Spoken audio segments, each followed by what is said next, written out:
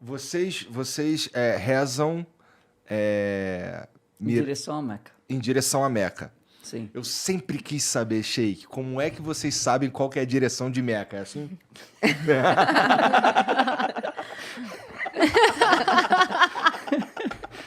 Minha mãe mandou isso. Não, na realidade, bom, primeiro, agradeço pelo convite, por nos receberem. Igor, é um prazer estar aqui. Sejam Eu bem-vindos. admiro também bastante o conhecimento de vocês, a cultura, e estar também com a Mariam aqui é muito bom, agradeço bastante. Queria, antes de mais nada, te oferecer esse Alcorão, a tradução do significado do Alcorão em português. Pô, legal. É totalmente português. Esse é a tradução do significado, né? A explicação do Alcorão em português. O Alcorão original, o sagrado, é em árabe. Não pode ser traduzido. Ele pode ser traduzido, não dá para traduzir. Você não Entendo. consegue traduzir perfeitamente. Por quê? O sagrado tem que ser na língua original. Por quê? Porque quando você traduz, a tradução é a interpretação do tradutor. Então, se você tiver 4 tradutores, você vai ter 4 versões diferentes em algum momento. Por quê? Porque cada um traduziu aquilo que ele entendeu e não necessariamente aquilo que está dito. É meio que acontece com a Bíblia, né? Exatamente, a mesma coisa. E por isso que você tem tantas versões da Bíblia em português. Tem sim, é verdade. É a mesma coisa. Mas o original é um só. Na língua que Deus falou. Pô, maneiro. E espero que você aproveite bastante, se beneficie bastante. Conhecimento nunca é demais. Às vezes as pessoas falam, mas eu sou cristão, eu sou agnóstico, eu sou judeu. E qual o problema? E aí, você está adquirindo a tua crença conhecimento. é tão fraca que você não consegue ler um outro livro sobre outra coisa, exato. né? E o Alcorão, ele fala sobre as demais religiões. Por exemplo, no Alcorão você vai encontrar a história de Maria, a história de Jesus, o nascimento de Maria, como foi que ela foi concebida, como ela foi prometida para o templo, o que aconteceu, toda a infância dela. Ela foi prometida antes de nascer, Sim. né? Ela foi prometida antes de nascer. E isso está num dos maiores capítulos do Alcorão, que é o capítulo 19, que fala toda essa história, fala a história de Jesus e os milagres que Jesus fez, inclusive antes de nascer. Como ela deu a luz a Jesus, todos esses milagres, toda essa passagem. Então, mostra o quê? Também tem a história de Moisés, do povo de Israel, quando estava à mercê do faraó e foi liberto, a questão do Mar Vermelho. Tem tudo isso Tem o aqui. profeta Mohammed. Pô, que interessante. Muita coisa. O Alcorão, ele fala de 3 temas. Eu não esqueci a direção. Eu acho que você está me dibrando. Ele está vendo onde está a direção para te falar. Estou esperando ver se alguém me vê. Te sopra no ouvido. O que acontece? O Alcorão, ele fala sobre 3 temas principais. A história dos povos passados, os bons e os ruins, para que você saiba o que aconteceu com eles, onde eles acertaram, onde eles erraram. E é importante a gente estudar a história, porque quem estuda a história, ele continua um caminho bem-sucedido e evita o caminho mal-sucedido. O segundo tema é sobre a unicidade de Deus, sobre a fé. Né? Como tem que construir a sua fé. E o terceiro, sobre as leis. Isso pode, isso não pode, uma orientação. Então, o Alcorão, ele é um código de vida que vai te orientar, é o Waze. Ele vai te orientar para te chegar. Mas eu não gostei desse caminho, mas siga porque você vai chegar no seu destino desejado. Mas eu quero ir outro. Você vai chegar para um outro destino, mesmo que seja confortável. Siga e você vai chegar ao destino desejado. Agora voltando, espero que você faça bom proveito. Obrigado mesmo. Quanto à questão de direção de Meca, hoje você tem aplicativo. Você colocou o aplicativo, ele te mostra a direção. Google Maps te mostra a direção de Meca. Todos os muçulmanos, onde quer que eles estejam, se estiver na Lua, ele tem que se direcionar para Meca, que é uma forma de organizar os muçulmanos onde quer que eles estejam, para que eles se dirijam a uma direção só. E eles enfoquem a sua fé, a sua concentração numa direção só.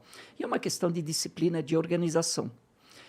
Se eu estou no Brasil, como é que eu faço? Se eu não tenho aplicativo, não tenho nada, como é que eu faço? Eu me direciono ao Oriente, ao nascer do sol. De que lado nasce o sol? E aí eu me direciono que Meca, hoje, para o Brasil, ela fica na direção do Oriente. Então, eu me direciono ao Oriente, vejo onde é que nasce o sol, e aí eu rezo. Entendi.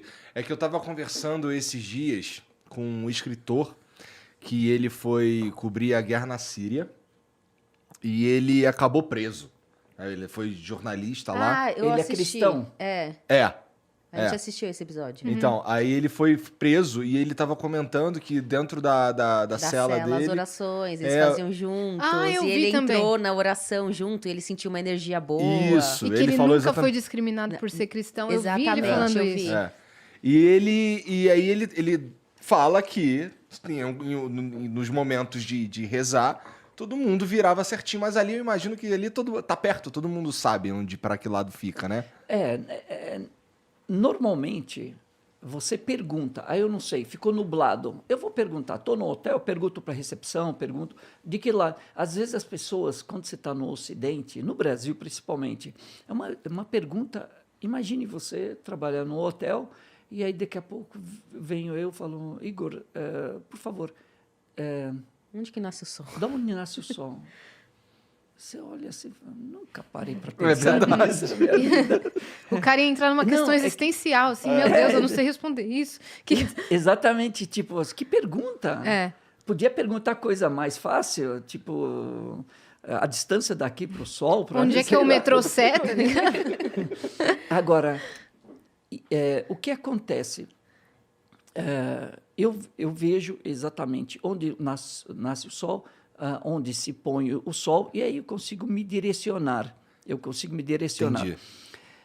Se eu tenho aplicativo, maravilha. Se eu não tenho, aí eu realmente a coisa está difícil, ninguém sabe me responder, eu vou pela probabilidade que eu acho ser, eu rezo. Mesmo que depois eu descubra que era uma outra direção, a minha oração está válida. Por quê? Porque eu me esforcei o máximo para descobrir. Teve a intenção. E intenção, Porque na religião exatamente. fala bastante. As nossas ações são baseadas nas nossas intenções. Então, se você tem intenção de fazer uma coisa boa e você não... se tem intenção de fazer uma coisa boa e você faz a coisa boa, você ganha uma vez, né? Sim. E você tem intenção de fazer uma coisa ruim e você não faz essa coisa ruim, você ganha por não ter feito a coisa ruim. É. Exatamente. Parece bom. Isso aí é um bom jeito de levar a vida, né? Porque se eu pensei em fazer maldade e não fiz, significa que eu consegui me controlar. Então, eu fiz uma boa ação. Sim. Se eu pensei em fazer uma boa ação, já é uma boa ação. Então, eu já recebo a recompensa por Deus. Às vezes você tem a intenção de fazer uma coisa boa, mas acaba sendo ruim para outra pessoa. Mas mesmo assim você vai ser recompensado porque a Pela sua verdadeira intenção. intenção foi fazer uma coisa boa. Exatamente. Entendi. Entendeu? É. Só você sabe. difícil? Só não, você. não. Na verdade, isso daí parece bem simples e parece um bom jeito de levar a vida, né? É. Pois é. É motivação. O que Espiritualidade. que acontece? O que foi Maomé que falou para rezar virado para Meca? Então, o profeta Muhammad, só para... Você pediu para eu... Tá, vou falar Mohammed. Porque para nós, Muhammad é o nome próprio do último profeta enviado por Deus. Né? Aqui no Brasil, ele foi tendo várias transformações. Maomé, depois Maomé em espanhol, depois veio Mahoma, né, em espanhol, depois veio para Maomé em português.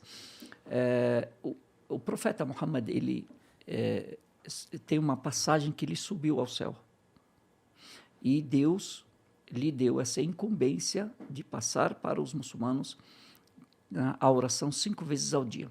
A oração ela já existia, tanto que Jesus, quando entrava na capela, ele se lavava igual os muçulmanos fazem, se purificava com a água e ia e se prostrava. Então, ele fazia a oração na capela.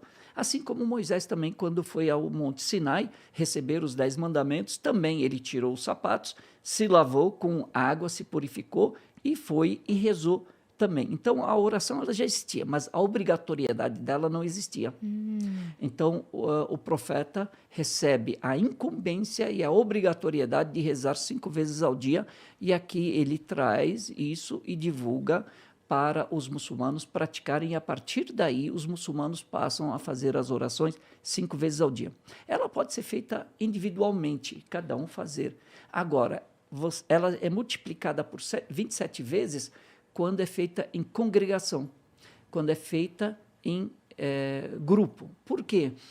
Para mostrar união, porque a adoração, a boa ação feita em grupo, ela vale mais do que a feita individualmente, porque há um grupo aqui fazendo. Então, aí você pode chamar de vibração, de energia. É um de lobby outra... mais forte junto a Deus Exatamente. ali, né? E um apoia o outro. Cria uma rede, né? Exatamente. Mas acho que legal explicar também por que em direção a Meca. Perfeito. É uma forma... Yasmin está fazendo um papel bem... Não, tô aqui, eu fui escolhida, né? Toca aqui. Muito bom. A religião islâmica, ela preza muito pela questão da disciplina e da organização. E foco, concentração.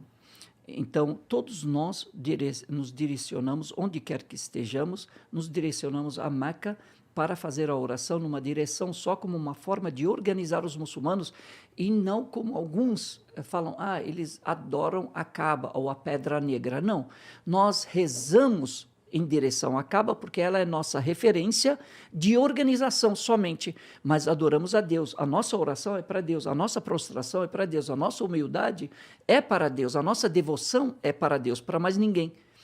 Então, por quê? Quando nós rezamos para qualquer imagem ou para a Pedra Negra, cometemos a idolatria, que é o pecado mais grave dentro da religião. A pessoa deixa de ser muçulmana.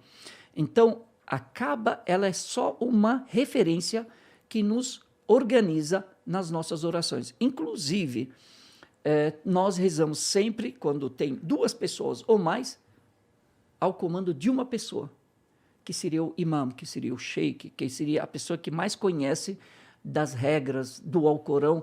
Ele vai liderar a oração e as pessoas atrás vão seguir. Isso é uma prática de disciplina. Se alguém já teve essa experiência de ver, pode perceber, quando a pessoa entra na oração, ela entra numa concentração. Se alguém vem, a Yasmin já deve ter visto isso antes, presenciado isso bastante. Vem uma pessoa e me cumprimenta, eu estou dentro da oração, eu não respondo. Porque eu estou com uma ocupação mais importante aqui, que é a conexão com Deus. Conexão com Deus, fazendo me alimentando espiritualmente. E isso se chama prioridade. A religião está me ensinando a dar prioridade. Estar presente naquilo que eu estou fazendo.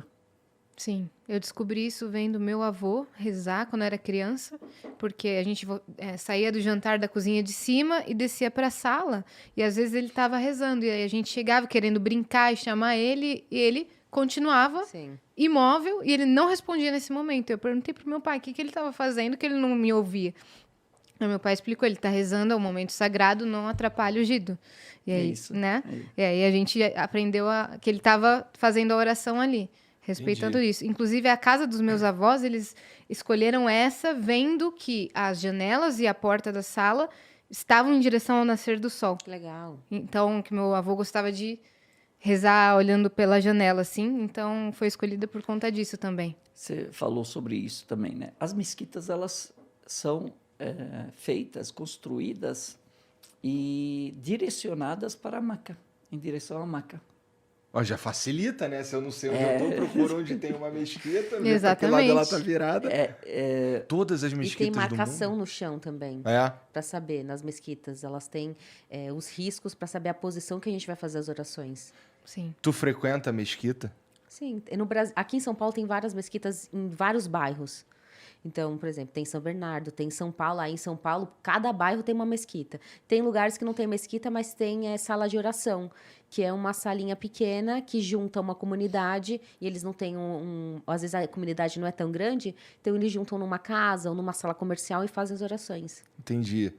E aí funciona mais ou menos da mesma maneira, só que sem um espaço dedicado. Se bem que é um espaço Não, dedicado, é um só que espaço não... também dedicado a É. Deus. Só que é questão de estrutura, né? Não tem a mesma Arquitetura. estrutura. É, arquitetura. Sim. A arquitetura não tem o minarete, não tem a cúpula, não tem a mesquita como nós conhecemos, como construção, como Sim. arquitetura. Mas uma sala de oração, pronto, já basta. Funciona Sim. tão bem quanto, né? Sim, Pô, se uma cela de prisão basta, Então, né? então E ficam separados os homens e as mulheres na oração, né? Isso. antigamente, só para colaborar aqui um pouquinho. Não, a Ah, palavra é toda sua. a- A de vocês. As casas, antigamente, elas eram feitas e, como os homens são obrigados a irem às mesquitas, as mulheres não são obrigadas a irem às mesquitas. Elas têm o direito de ir. Se elas quiserem, elas vão. E se elas não quiserem... Então, elas faziam as casas e né, eram construídas as casas e era feito dentro da casa um local que era feito como uma sala de oração específico. Sim. Então, todas as casas tinham esse local de oração. Interessante.